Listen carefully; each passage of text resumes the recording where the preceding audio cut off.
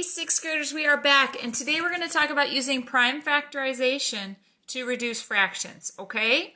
All right, let's take a look at what that means. Big words, so it's not as hard as we think, okay? So we're going to use prime factorization, okay? We know we could divide both of these by the same number and we could reduce these, but another way to do it when you have bigger numbers is to do prime factorization.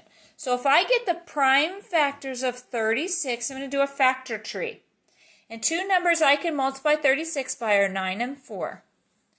Okay, those are not prime, so I keep going. And I find 3, 3, 2, 2. Those are the prime numbers that we could multiply. I could take 3 times 3 times 2 times 2, and I would get 36. Okay, so I'm going to write that as the top of my fraction.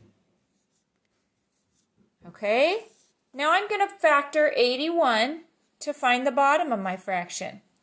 Okay, again, I get a couple factors, and I go till I get them to prime. So I see that 3 times 3 times 3 times 3 is the prime factorization of 81. And I write that on the bottom.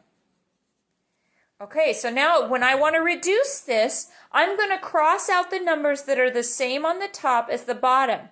Okay, now I can't cross out all these 3's just because I have one 3 up here.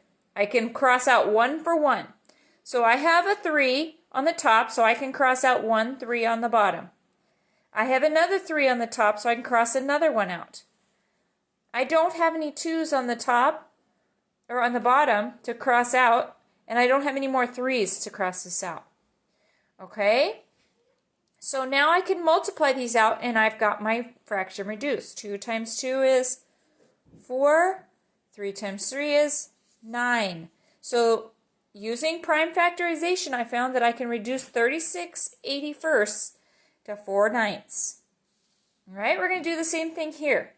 Well, we've already found the prime factorization for 81, so I'm going to put those in. 3 times 3 times 3 times 3. Now I need the prime factorization of 54. So I know that 6 times 9 gets me 54. So I get those down to prime. And I've got my prime factorization. I'm going to fill it in here. Okay. Now I can do what I did over here. Cross out matches.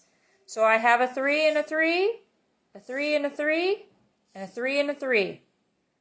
Now this time I don't have to do any multiplying because all that's left on the top is a 2. All that's left on the bottom is a 3.